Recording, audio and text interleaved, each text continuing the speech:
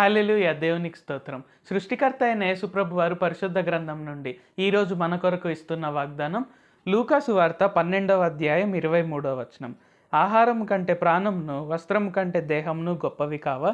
So, ఈరోజు వాగ్దానం గనుక చూసుకున్నట్లయితే ఈరోజు యేసుప్రభు వారు మనమందరము దేనికి ఎక్కువగా ఇంపార్టెన్స్ ఇవ్వాలని చూస్తున్నారు. సో, ఒక్కొక్కసారి ఏమవుతుంటుందంటే మనకు నచ్చినటువంటి ఆహారం ఏదైనా ఉంటే అంటే అది స్వీట్స్ అయినా కావచ్చు, లేకుంటే ఇంకేదైనా కావచ్చు. సో, ఏదైనా మనకు ఎక్కువ ఇష్టమైనదైతే ఒక్కొక్కసారి ఏంటంటే మనం ఎక్కువగా తినేస్తూ ఉంటాం. లేదు ఒక్కొక్కసారి ఏంటి మనకు కొన్ని రకాల బట్టలంటే ఇష్టం. సో, ఆ బట్టలు ఒక రకంగా మనల్ని ఇబ్బంది పెడుతున్నా, మనకు కుచ్చుకుంటున్నా వేసుకుంటూ ఉంటాము. సో, ఇంకొకసారి ఏంటి మనం ఒక్కొక్కసారి డబ్బుకే ఎక్కువ విలువిచ్చి నేను ఎలాగైనా సరే డబ్బు సంపాదించాలి అని యాక్చువల్‌గా మన ముందర జీవితాన్ని మనం పక్కన పెట్టేసి డబ్బు గురించే బతుకుతున్న విధంగా బ్రతుకుతుంటాం. సో, ఇలాగేంటి ఇట్లా ఒకటి రెండని కాకుండా చాలా విషయాలు ఈ భూమిపైన ఎలాగ ఉంటాయంటే అది మనకంటే ఎక్కువగా మనం ఇంపార్టెన్స్ ఇస్తుంటాము. సో, మనం గుర్తుపెట్టుకోవాల్సిందల్లా ఏంటంటే యేసుప్రభు వారు మనకి ఏం చెప్తున్నారు, దాని ప్రకారంగా మనం ఎలాగ నడుచుకోవాలి అనే విధంగా మనం దానిపైన ఎక్కువగా కాన్సంట్రేషన్ పెట్టాలి కానీ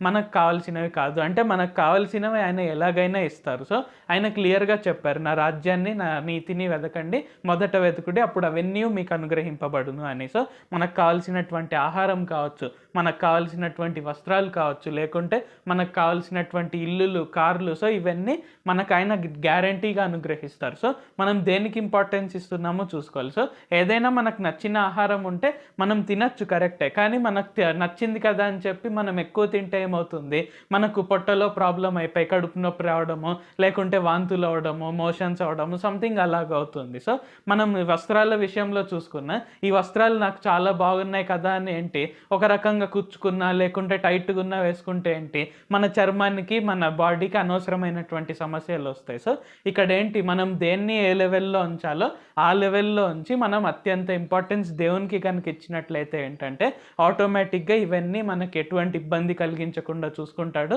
మన నిత్యావసరాలు తీరుస్తాడు. మనల్ని ఖచ్చితంగా ఆయన ఆశీర్వదిస్తాడు. ఉన్నత స్థితిలో పెడతాడు. కాబట్టి ఆయన అందుకే చెప్తున్నారు. సో, వస్త్రం కంటే దేహంను, ఆహారం కంటే ప్రాణంను గొప్పవి కావా అని ఈరోజు మనకందరికీ చెప్తున్నారు. కాబట్టి మనము ఆయనకు ఇంపార్టెన్స్ ఇస్తూ మనము దేన్ని ఏ లిమిట్‌లో ఉంచాలో ఆ లిమిట్‌లో ఉంచుతూ మనం ముందుకు సాగుదాం. ప్రార్థించుకుందాం.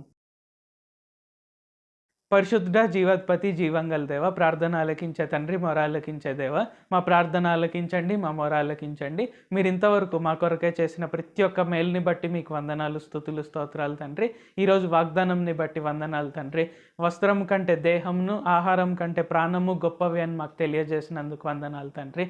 అలాగున మేము ఎప్పుడు కూడా దేన్ని ఏ లిమిట్‌లో ఉంచాలో, ఆహారం కావచ్చు, వస్త్రాలు కావచ్చు, డబ్బులు కావచ్చు, ఇల్లులు కావచ్చు, ఇంకెటువంటి రకాలైన ఫెసిలిటీస్ కావచ్చు, మేము వేటిని వాటి లిమిట్‌లో ఉంచి మీ పైన ప్రేమని మేము ఏది అధిగమించకుండా చూసుకునేందుకు సహాయం చేయండి తండ్రి.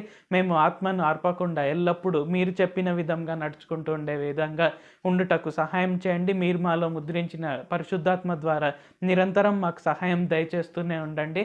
నజరేయుడైన సర్వశక్తిగల యేసుక్రీస్తు నామంలో ప్రార్థిస్తున్నాం తండ్రి. ఆమేన్. Thank you Jesus.